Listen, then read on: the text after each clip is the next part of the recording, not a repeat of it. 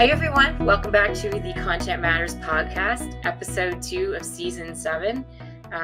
Wow, season 7. I still can't get over it, season 7. All right. My guest today is Frank Miller. For nearly 20 years, Frank Miller has been in the trenches of structured content implementations. He's the founder of Ryffine. And boy, I hope I said that right, because I did not ask you beforehand if I said that right. He's guided teams virtually across every industry, from manufacturing to healthcare to software, through the challenges of making structured content work in the real world. He's collaborated with documentation teams of all sizes and worked alongside most of the major technology vendors in the structured content space, which is great, which means he's got tons of experience. He's particularly drawn to the technical documentation as an undervalued discipline, which is perfectly reason why we're talking today. And he finds satisfaction championing the essential work that rarely gets recognized for the what it deserves, right? So thank you, Frank, for being with me today. I really appreciate it. Thank you, Barb. And did I say it right? It's a Rorschach test. So I haven't defined what each interpretate or what pronunciation means what, but you said it like most people say it and like we say it. So that's what that is. Yes, you pronounce it very nicely. It's tricky. I had a podcast guest early on that I just butchered the poor man's last name, and he just thought that was hilarious. But so usually I'm smart enough to ask ahead of time. He's probably used to it. Yeah. I mean, I've heard probably 6 pronunciations of Ryffine, and you got, I think, that the one that we use. So yeah. But there are others, but you did great. So perfect. All right. So let's just dive in. I am going to start with the basic question, because that's the one that kind of serves as the foundation for everything. Why is structured content a critical asset for businesses today? Okay. So yeah, that question is the ages old question. You mentioned I've been doing this for about 20 years, and that's been a question since day one, right? And probably I'm sure predates my arrival in this domain. And the answer to that is it's the usual suspects, right? It's the truth of it 20 years ago is the truth of it today. Structured content is meant to be consumed by customers, right? And people learn through patterns. They learn through pattern recognition. That learning allows them to learn a product, use the product better, be more self-sufficient, do more innovative things with the products, get the most out of the products that they have. And that's what structured content does from a customer point of view. That hasn't changed. For a business, structured content is supposed to support that product, enhance the brand, and really contribute to the bottom line, the success of that product, right? Good content that really is good is part of the product, whether that's software or whether that's a onboard help in a device, whether that's a manual that's in a glove box, right? That's part of the product, and it's supposed to support that product. That has a bottom line, indirect bottom line impact in the positive sense with good content.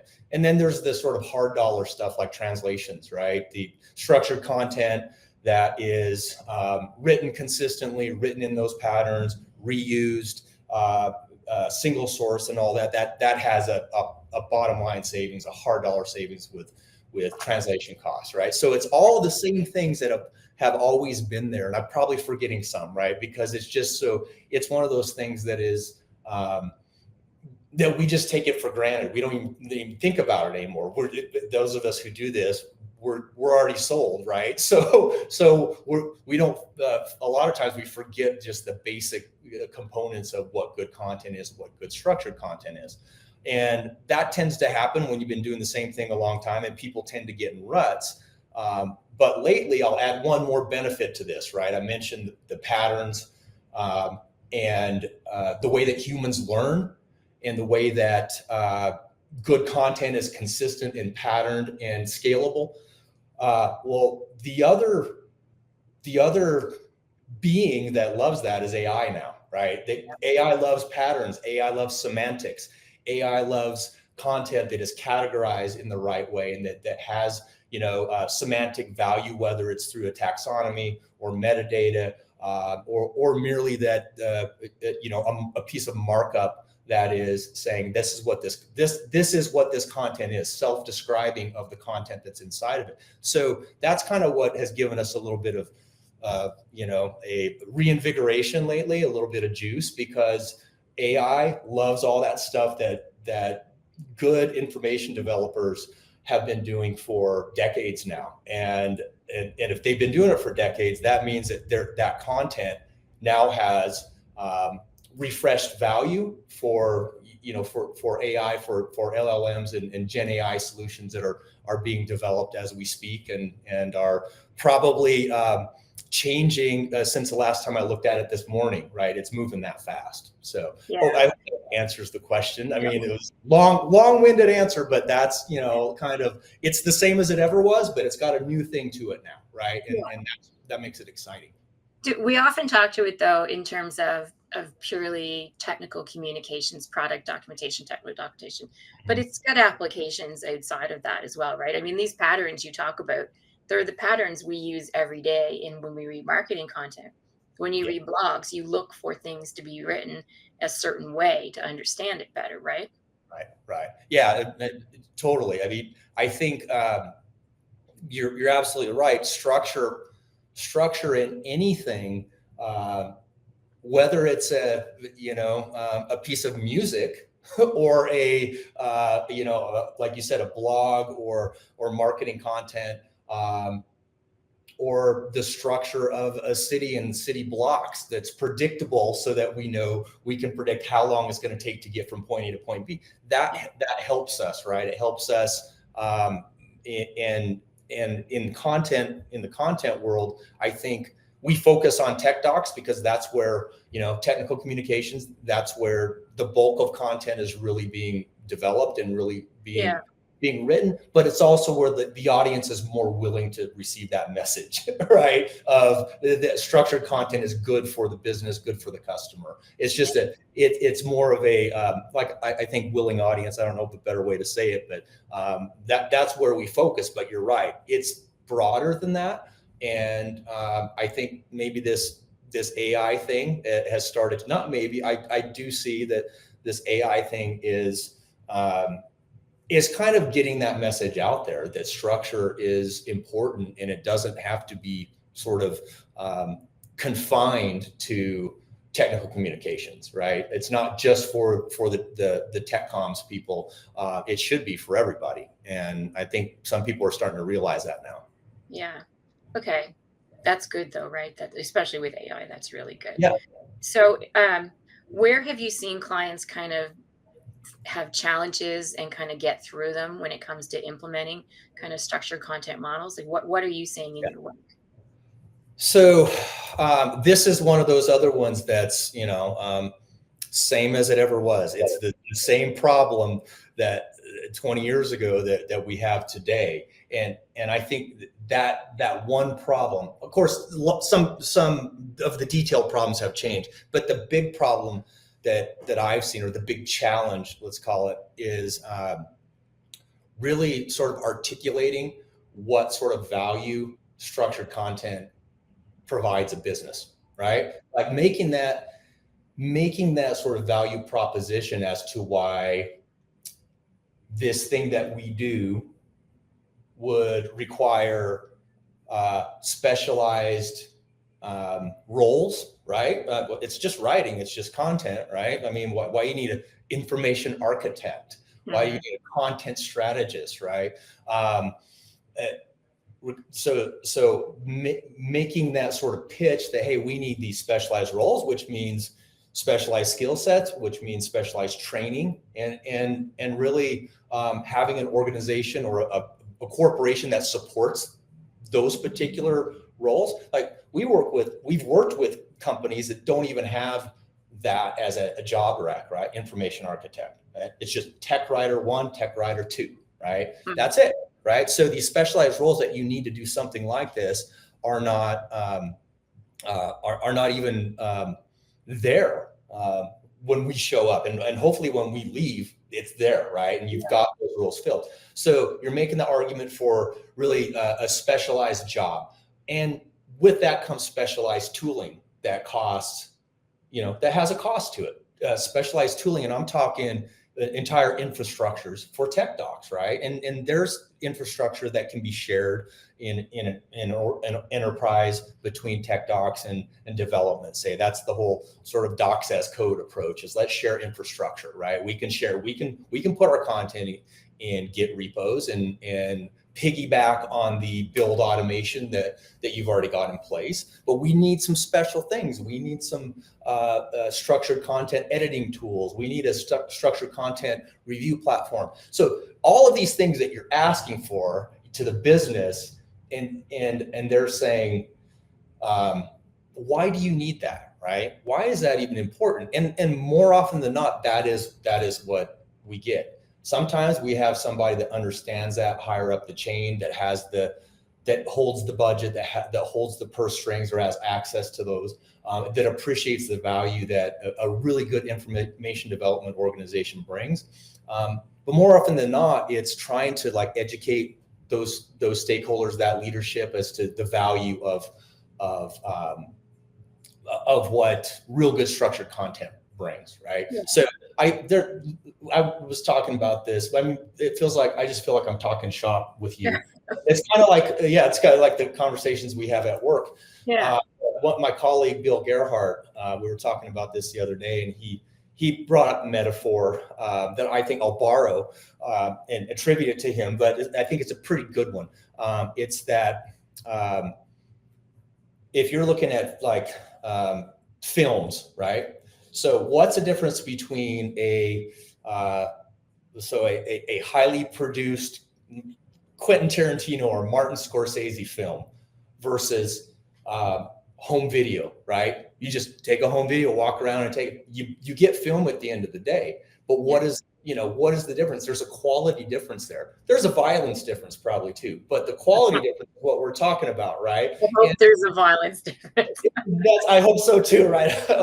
I hope that your normal day does not involve jewels from fiction, right? So anyway, that metaphor kind of holds water right up to a certain point, right? Because people would argue, well, I don't need a piece of art, right? I just need, give it to me in grainy home film, and I can do the configuration or admin this product. But then there's also a brand consideration there too. Like, do you want to be the company who's making people watch the home video, right? Or do you want to offer that really good customer experience that is tied into your product, and your docs have the same quality as your product has, right? So that's the kind of thing we use, and I can take it further. I was talking about why would you pay Dr. Dre $1 million for a beat, right? Can't you just, like we used to when we were kids, we used to turn on the tape recorder and bang on a pan with a pair of chopsticks, and then with the hammer, there's a beat right there. So what's the difference between that and Dr. Dre? Structured content is the highly, sort of high quality version of that. And people who really know content know the differences. And your customers may not be able to articulate the differences, but they know it when they're in that sort of troubleshooting process, when they're in the setup process, when they're stuck, which is when people use tech docs the most, when they're stuck and they're able to get out quickly and really understand what they're doing and why they're doing it. That's when high quality content really pays off. And that is the difference between Tarantino and somebody filming the Thanksgiving dinner at home, right? There is a difference, and our job is to really articulate that to leadership and have them understand why that is. So that's just getting off the ground. That's the hardest part of structured content implementation. Yeah. I think that's what you're asking, but maybe you're asking for some other sort of traps that people fall into, but that's the first one is, and that one goes throughout too, right? And that sort of skepticism, like, why do we have to pay for this? I thought we were already doing this. We got you a copy of, fill in the blank desktop editor, and you guys should be able to do your jobs there, right?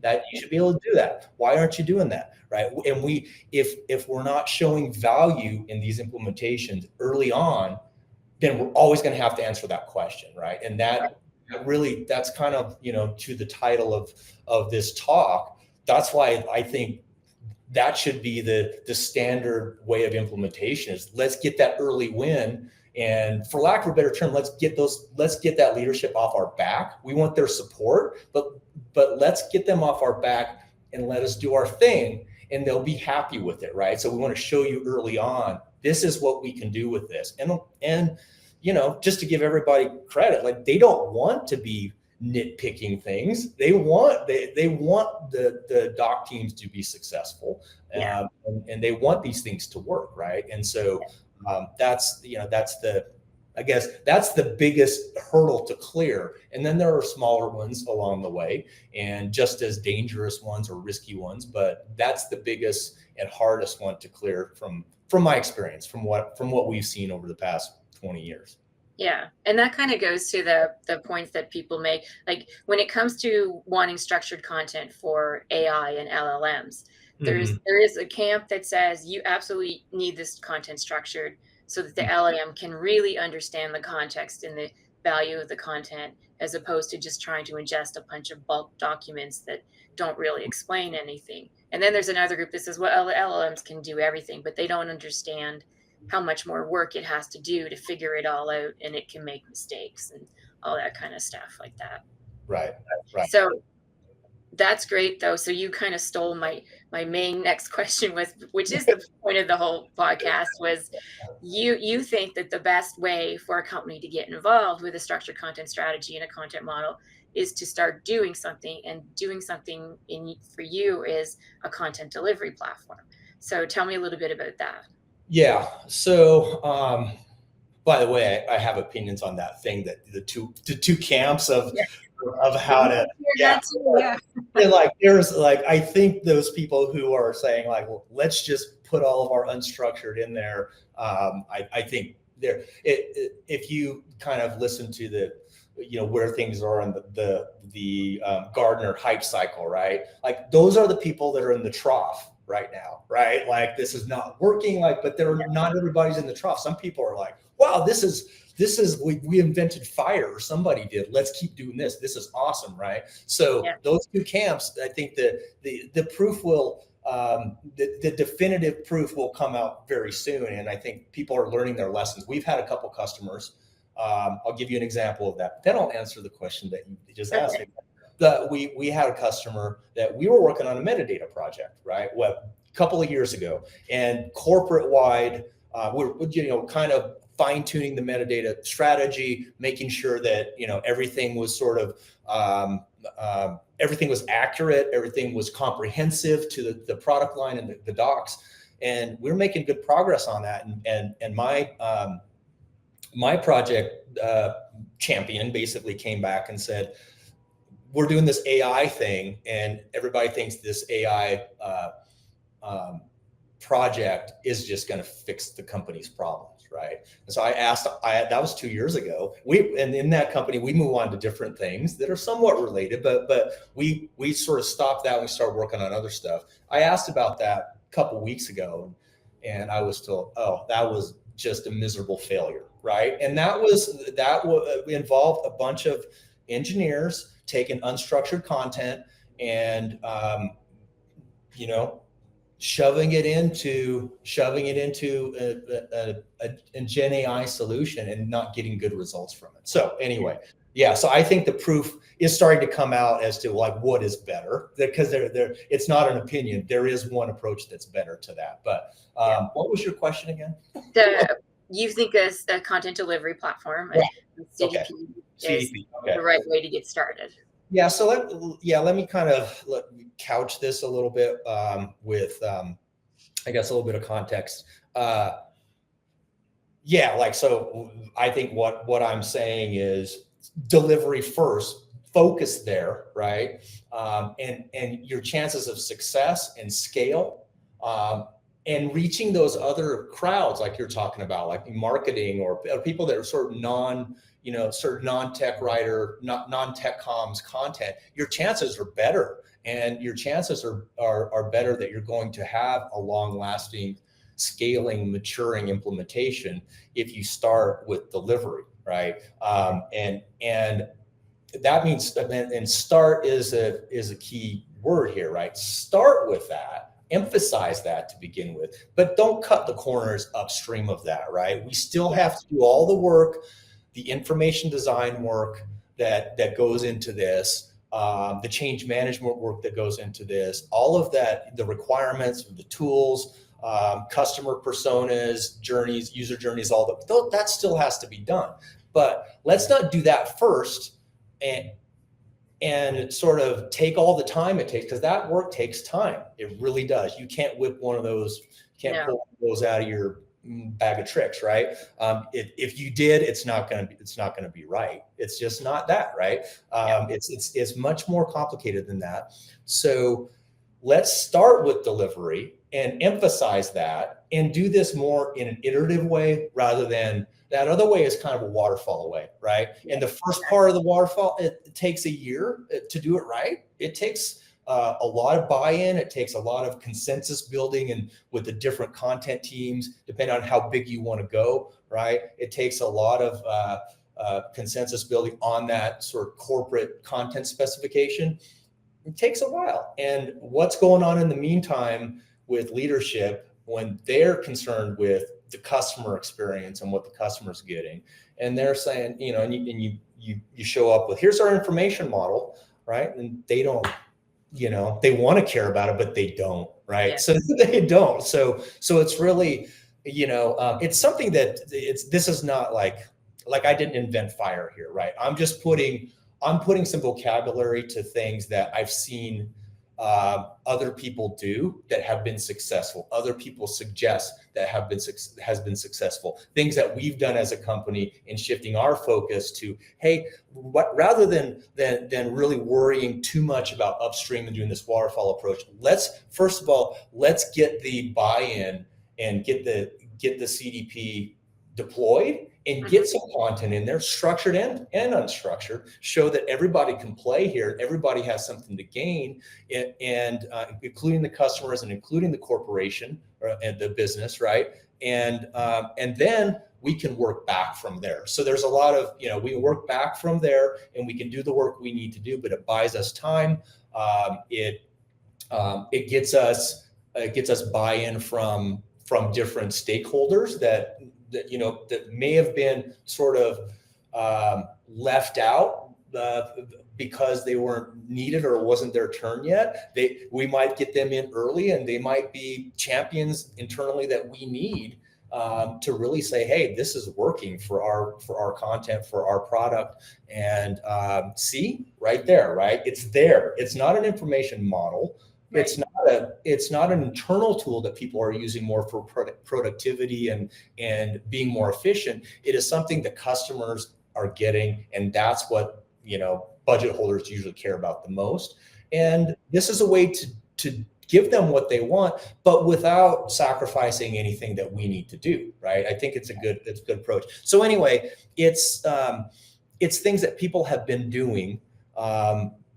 That it's fairly obvious. I feel like I'm doing this thing that we call I'm being MOTO. That's an acronym that we use, the master of the obvious, right? It seems like an obvious thing, but that doesn't mean that we shouldn't talk about it, because not everybody is looking at it that way, right? And everybody has somewhat different agendas when it comes to what they want out of something like this. And I think the main thing, the thing that's going to give you the best chance is to lead with that output. You're starting with, I have one of my colleagues talks about, she's way more sort of sort of like how am I trying to say this? Much more detailed and thinking about potential risks along the way, right? I almost said type A, but that doesn't that doesn't. She's what our project manager and consultant, right? That's what you do. Right, Yeah. run these implementations, and she said we have to start with the end in mind, right? And she's talking about a project. Well, the end for everybody is we're going to get good content to the customers, and they're going to have this very rich, very convenient, very like stress-free experience in finding our content. So that's all relative, of course. So we're actually starting with the end in mind and working back from there. And like that makes a lot of sense from that point of view as well. So there's a lot of benefit to go around doing something like this. Whereas the waterfall way, you got to wait your turn, right? You got to wait till we're done with this. And you got to wait your turn till you're on board. And if we rush that, then people are going to be coming in kind of just wild west, and we're going to have spaghetti in our content management system at the end of the day. And then publishing wise, it's going to be a mess as well, right? We're linking to things that link to other things that are not there, or that are there in triplicate, right? Like that becomes a mess very quickly as well. So that's, I hope that answers the question. Yeah. So is there like, when you start one of these implementations of a content delivery platform, I almost called it a customer data platform. The CDP confuses me sometimes. Is like, how do you get started? Like, how do you decide if you're just starting with one thing to get one thing out there? How do you decide what is the one thing you want to do? Do I want to publish to a documentation portal or a customer support portal? Do I want to build that knowledge base first? Like, do I want to get some help, better content in my end product application, like help application? Like, how do you decide with the client what is the best way to get started? Who needs to be involved in this process and to kind of push it forward and show that this is actually the way to go? Yeah, well, I mean, those are all, I guess I can say all of the above or none of the above, Barb. Yeah. I mean, that's really, here's more consultant speak, but it really depends. I think the job of the consultant and how a CDP helps us do that job is to meet the customer where they are, right? And by the customer, I'm talking about the internal content teams for us, right? That's what we do.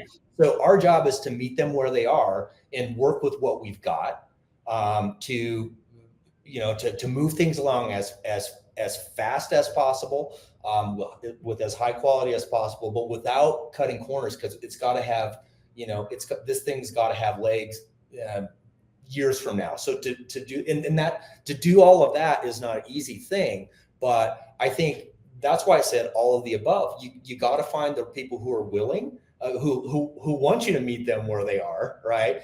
But that also want to change, right? You got to have somebody that wants to change. And so,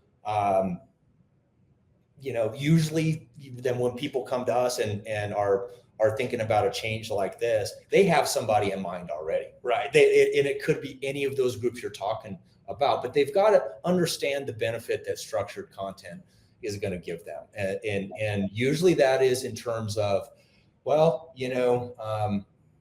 it really is usually in terms of being more productive or efficient, because they're overwhelmed with having to support too many product variants, too many engineers. Like they need some way of scaling what they do internally, right? So at the end of the day, getting like productivity tools internally, that's, if you talk to some of our CCMS partners in the space, they will tell you flat out, like what we've got is what we offer is a productivity tool. That's what our CCMS is. It is to make writers more efficient, to make these teams more effective and more efficient, right? And that's usually why people come to us. Like we're drowning. We need some way to do more with less, because we're not adding heads, and we've actually lost a couple. So but we lost a couple of head count, and we have to do the same amount of output, even more, right? So they usually want to change, and that's who we're talking to. So and usually they know the candidates to go first. So it's really, whoever wants to change, let's go, let's figure out what we need to do here. And sort of what we've been talking about today is that the CDPs allow us to show that progress very quickly if we do it the right way. Yeah, and that was kind of my question, or my thought was, you still need to have like a CCMS, like, so part of your project might be implement a CCMS, at least the first stage of it, for a particular set of documentation or something. Get it out into that CDP, because the CDPs don't create content, they just ingest it and then deliver it wherever you want it to go. Show that early win, and then get other people on board to get their content in that CCMS, get it out there, and kind of snowball there if you're lucky. Yeah, you got it, exactly. I'll take sort of one step further. The ideal is to have that team that needs the CCMS, that deploys the CCMS and everything that's entailed with deploying the CCMS, right? And especially with the DITA CCMSs, you have to have some sense of how you're going to use DITA, implement DITA. So you do have to do that design work, and the CCMS supports that, and then you've got the CDP. So that's great. That's a sort of one prong of it. Ideally, you get another group that says, we're not ready for this, and maybe we'll never be ready for this, but we do Google Docs, right? Or we work in Word, and we store our stuff in SharePoint, right? And we create PDFs out of those, whatever, right? Or whatever combination that is. Ideally, you get one of those groups and say, okay, now you can go into the CDP, and we're going to at least have all of our stuff in one place, and we're going to standardize on the taxonomy, the metadata that we're using in that CDP. So we are going to be unified in that way, right? But when it comes to the topic level, and when it comes to some of the sort of more component level mechanisms, the CCMS people are going to have those, and the doc people are not going to have those, but we're all going to benefit a little bit from it. Seeing the side by side of what you can do with components versus what you do with documents, that can be an eye opener to both the teams that are working in it already, but also other folks out there, right? So you've got like an early sort of A and B, right? Here's unstructured, here's structured. We're unifying, so we see the benefits of unifying, but we also see the differences between structured and unstructured. And in the bigger companies, and it doesn't even have to be that big of a company, right? Even these smaller companies have different, content silos. I mean, we see that in 10-person companies, and those smaller companies are going to be more and more, I think, more and more prevalent with AI nowadays, right? You're going to have this sort of smaller footprints when it comes to to business footprints, business sizes. But anyway, that's a different conversation. But what I'm saying is, ideally, you get that structured implementation going at the same time as you get a non-structured, but using the CDP, which in a way is structured because you're putting some sort of semantic wrapper around your content, right? And that gives you some semblance of structure. So yeah, that's ideally what you would do. And I think it's become, I see it being more common, and it's more common and more feasible now, I think, in the last 4 or 5 years, because the CDPs can support that now. I think one thing we haven't talked about is that, 4 or 5 years ago, the CDPs didn't support as many ingest types that they could ingest. It wasn't easy to do that, right? It was more, okay, we have this kind of content, and you talk to the CDP vendor, and can you build a connector for that, right? Yeah, and we don't have it, and it's feasible. Our back end, our back end architecture, the way the CDP is architected, it can take that, but we don't have the way to ingest it in a smart way yet, right? That was 5 years ago. Today, almost name all the different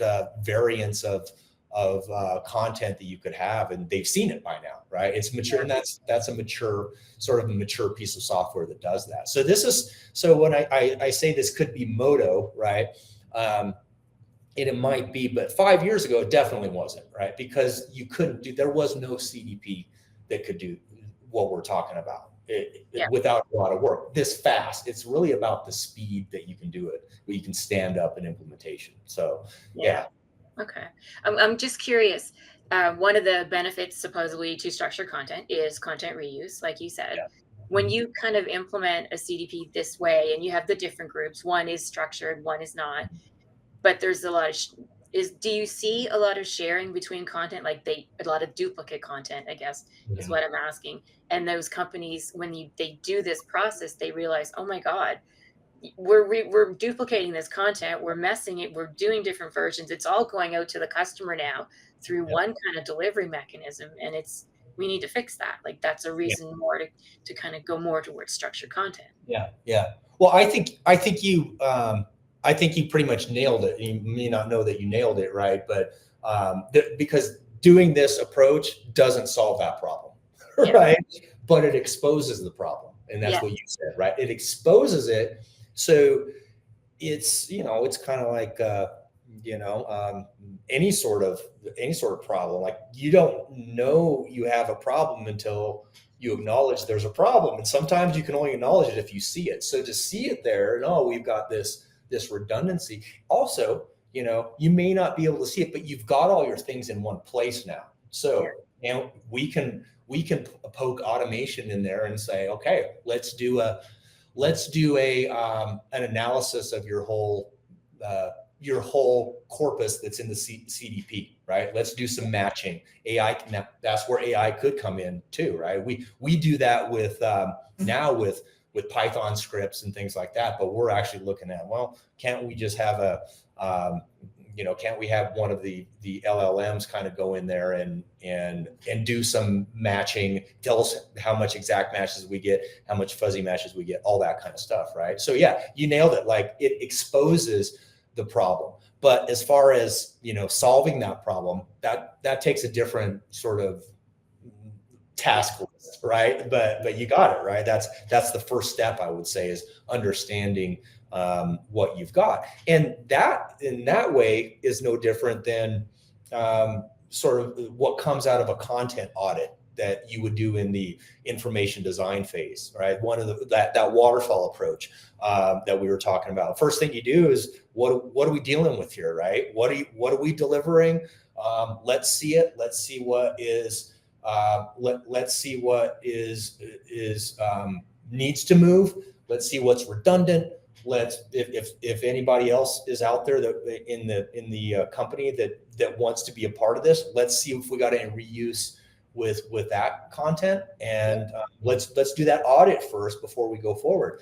We're just doing it at a different spot now, and that is a lot easier to get to than what I just talked about, because I've been a part of that. Well, can we get so and so? Can you put this content up on Drive, for us? Can you FTP this? And then we're going to pull it down.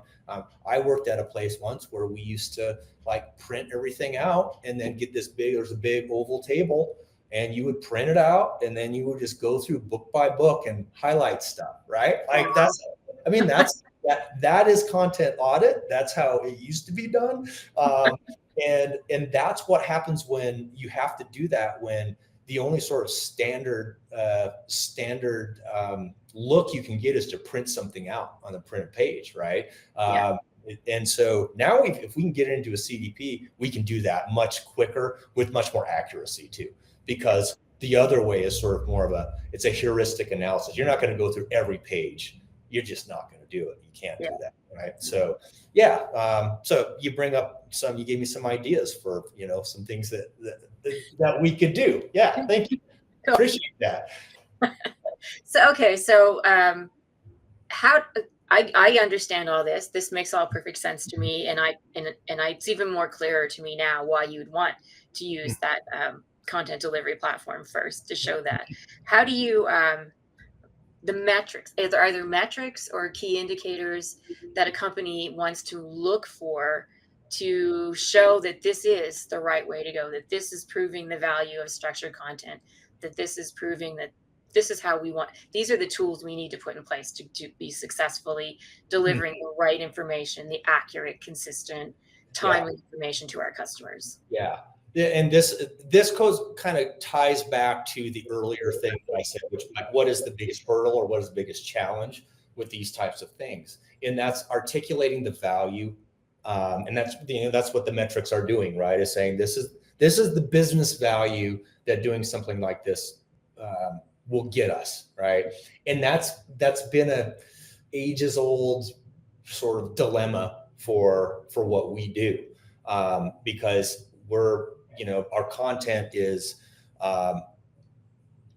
not the thing that people buy. I mean, generally speaking, right? There are models out there where the content generates revenue, but the product is what people buy, and with the product they get the content, right? So it's a hard thing to do, but I mentioned the sort of the hard number, easiest one. If you got translations, it does, like you can do that math, right? It's basically even if you haven't done it all, you haven't run everything through and gotten and have the invoice to the localization service provider to provide, you can do the math. You can say, this is how much we can put in translation memory, and this is how much new that we'll have to translate on each release, or this is how much reuse we have, meaning that whereas before we were translating this piece 10 times, we're now translating it one time times number of languages, and then here's our math, right? This is how much we pay.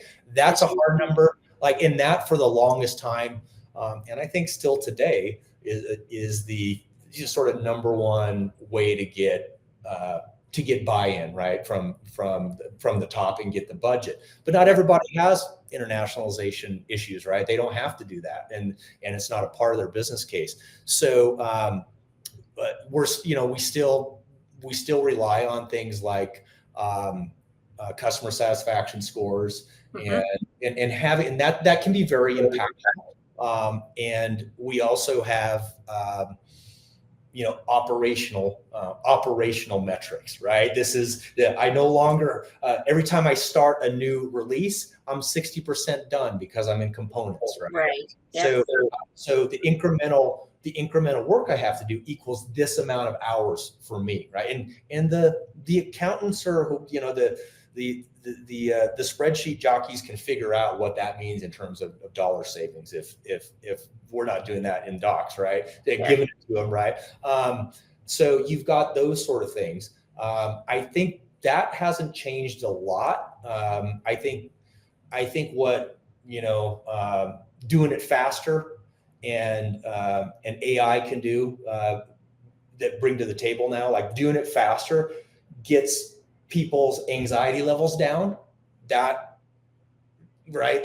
has the speed gets people, it's not immeasurable maybe in terms of percentages or dollars, but it's happening faster, right? And you're accomplishing more faster that way.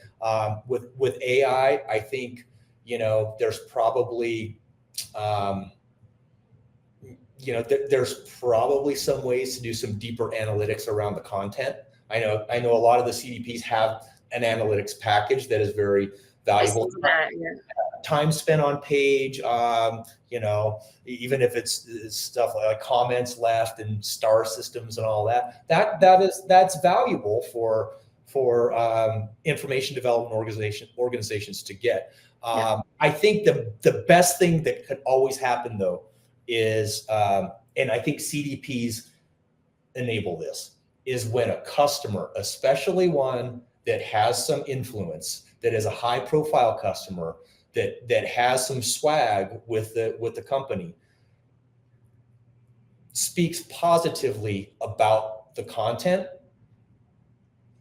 to the people who care about those things. Everybody should care, but the people who really care about those things. So if you can so the CDP enables that if organizations can sort of force that to happen, right? Like, hey, we're really proud of this and we've put this out. Can we get this, customer that, Acme customer that is one of our high profile customers? Can we get just a couple of reps from that customer and have them look at our new stuff and give us some feedback, right? And have them use that. And if that gets back to leadership, that buys you even more time, goodwill, and actually prestige.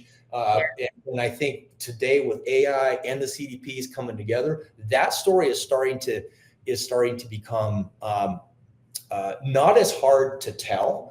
It's actually happening without too much effort put in by the doc teams to make that happen. It's happening sort of organically, right? And so at the end of the day, it's always going to be customer satisfaction, right? Is that drives so much of this. So operational metrics, absolutely, but those customer metrics are what the business pays the most attention to at the end of the day. Are my customers happy? Are they getting what they need?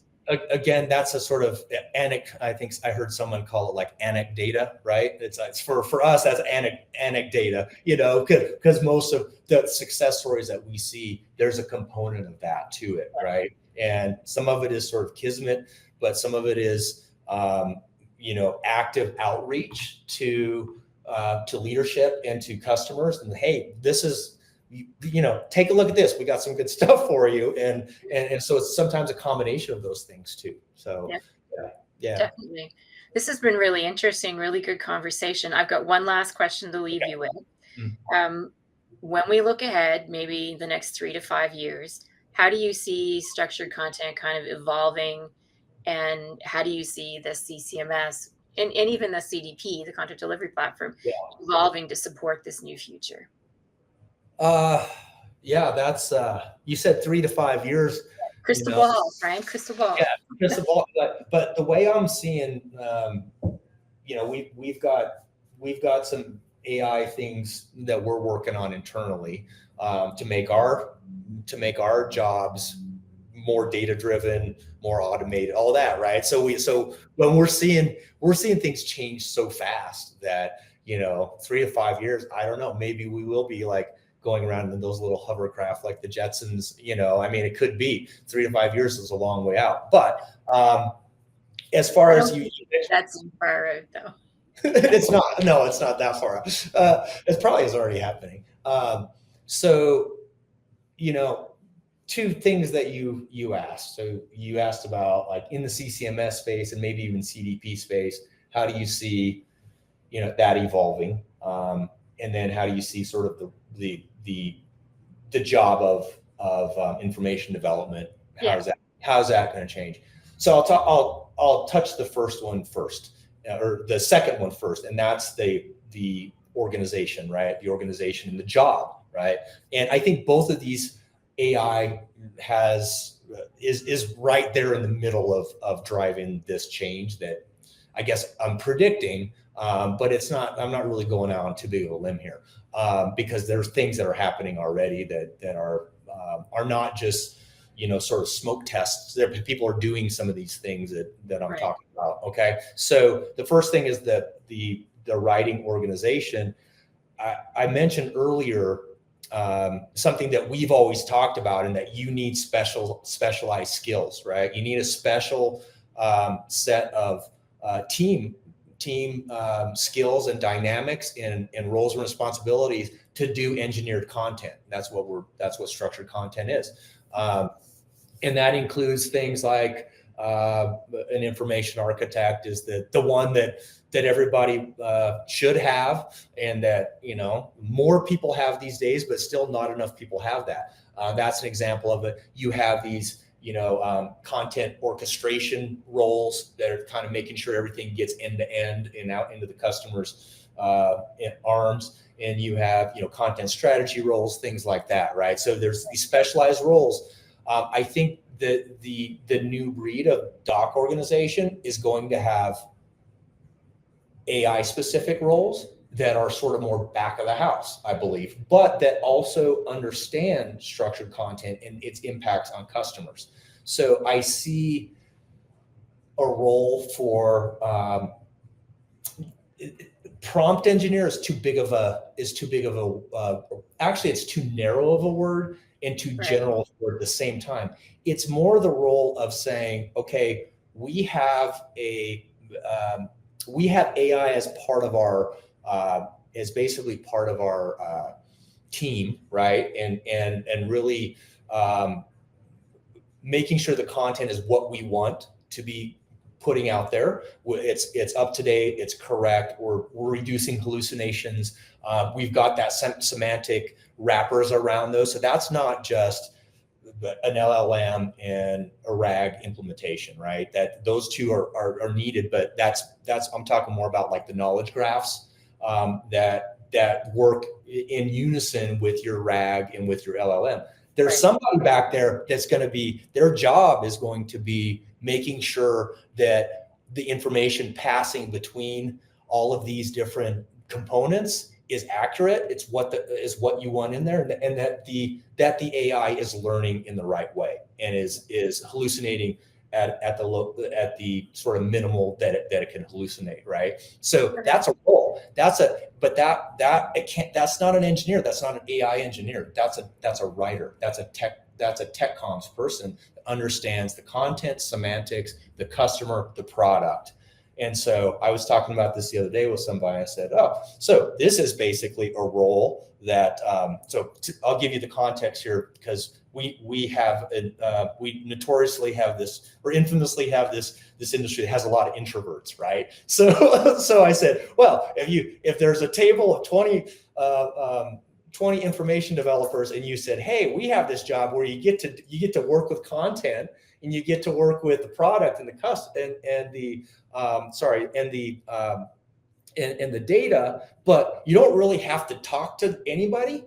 Who wants to do it? And like the people would be running, stampeding each other to get it. I would do that, right? Like, so basically I see that role, and I see it maybe part and parcel of a taxonomist role that some teams have now, but basically semantic, a semanticist, right? That is there really saying, well, this is content we have, but these are the these are the nodes it belongs to, right? This is the content categorized. So I think those roles will become more prominent. It should be there. And then there's prompt engineering as part of that, right? Like, what would this type of customer ask for? This is an expert user of this product. What would they be asking? That's a prompt, and what are the prompts that would be coming from them? So I think that's really exciting. That's really cool that because you're using the skill sets you already have and really leveraging the technology that now is available to us to do your job at a much more sort of automated and granular and accurate sort of way, right? So I think that's really cool. As far as the CCMSs, am I talking out of our time now? No, we got a few more minutes. A few more minutes, okay. So as far as the CCMSs go, I mean, I don't know. I don't want to speak for those people. Like I'm sure they have ideas. But here's what I would, if I was doing that, sort of as an end user, right? So I'll be the focus group. I'll be the focus group. Have you ever seen, I Think You Should Leave Now with Tim Robinson? Have you ever seen that? No. Okay. You should watch that. So anybody who's watched that, this is the focus group, and these are my car ideas for the CCMS. You have to look that up and watch it. But these are my car ideas. So for a CCMS, I think if done right, the CCMS experience, leveraging Gen AI and leveraging what we've got out there right now becomes much more conversational. That's obvious, right? But what does that mean by more conversational? The CCMS experience, as we've always known, is very mechanical. You're constantly like, I got to set this up. I got to rename this. I got to move this here. Folder structures, file naming conventions. You're scrubbing all the time, and you got to do that. And there's nothing wrong with it.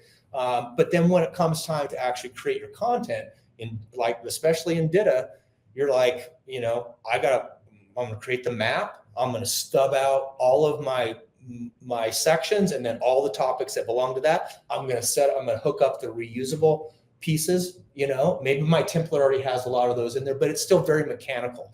So with the CCMS, wouldn't it be nice to just say, okay, talking to somebody, right? Your assistant. I need to I need to write the new release based on it's 6.8, it's based on 6.7, right? But I know from these developer notes that I just gave you, right, that there are some new pieces to this. Developers, I was at the developer stand up, and these are my notes, and along with something that I got off of Jira from their board. Okay, this is what's going to be new in 6.8. Okay, so can you go out and for 6.8 create my map with all the topics in it that I'm going to need new, and hook up the ones that I don't need to rewrite, right? We're just going to version those. I need to review those. So put those into review state, because I need to review those and make sure that those are up to date, but I think they are. I don't think I have to do anything, but I got to review them. I'm not just sending them out the door. And then also on the new stuff, it's the same development team. So go look at all of the, go look at the review comments, and also in the system, which review pool did each feature, right? It's the same team. So assign, when it's time, assign those people to the workflow, something like that, right? Like, and that's much more like you're sort of more directing traffic and doing less of the mechanical work. Because at the end of the day, that is sort of drudgery, and AI can help us with that sort of manual, mundane task that we have to do that takes hours. Sometimes like stubbing out a map. We used to take, and I think a lot of people still do this, you outline it on a spreadsheet, and you make all those things that I just said, right, in spreadsheet columns, and go new, reused, and who owns this, who's the SME, you got it on a spreadsheet, and then you're manually enacting that in the CMS.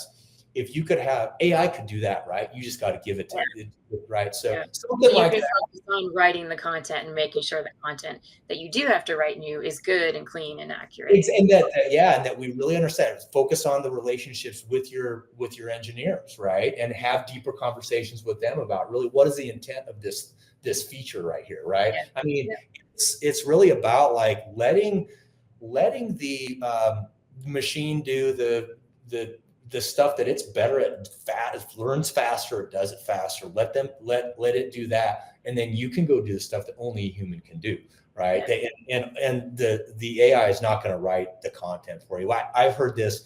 I'm starting to hear it less now because people are in the trough with the trough of disillusionment with some AI, but there are people saying you're going to lose your job as a writer, right? Not if you're any good, not if you're actually thinking about the things that we just talked about, right? Like but use the AI. Don't let it use you. You don't work for your AI assistant. Your AI assistant works for you. That's very simple, and it doesn't need to be that way. And I think we're seeing that it's not for now. I mean, for now, right? So so anyway, maybe somebody has already built what I just said, and if they did, then sign me up. Yeah. Sign me up, because that I think that would be really, really valuable for everybody who does this for a living. Yeah, so, it's an agent. Yeah. We're looking at those agents everywhere. I'd be surprised if the CCMS vendors and the CDP vendors aren't thinking about how they're building agents into their environment as well. I'm sure it's probably going on right now, and somebody says, "Well, yeah, we just haven't released that yet." So we're just testing it. I hope that's the case. Yeah, that would be awesome. So well, thank you, Frank. Thanks, great conversation. You have lots of great information to share, and I know that people are really going to find value in it when they're listening to the podcast. So thank you. Yeah. I want to give a thank you to Discover CX by Ingenix, who is the sponsor of the podcast. Ingenix helps companies make content easier to create, manage, and deliver so customers can find the answers they need. Discover CX is one of their products. It's built for teams that need to deliver customer portals, help docs, and success sites. Write once, reuse everywhere, pull content from different sources. A lot of the stuff we've been talking about today, published to any channel.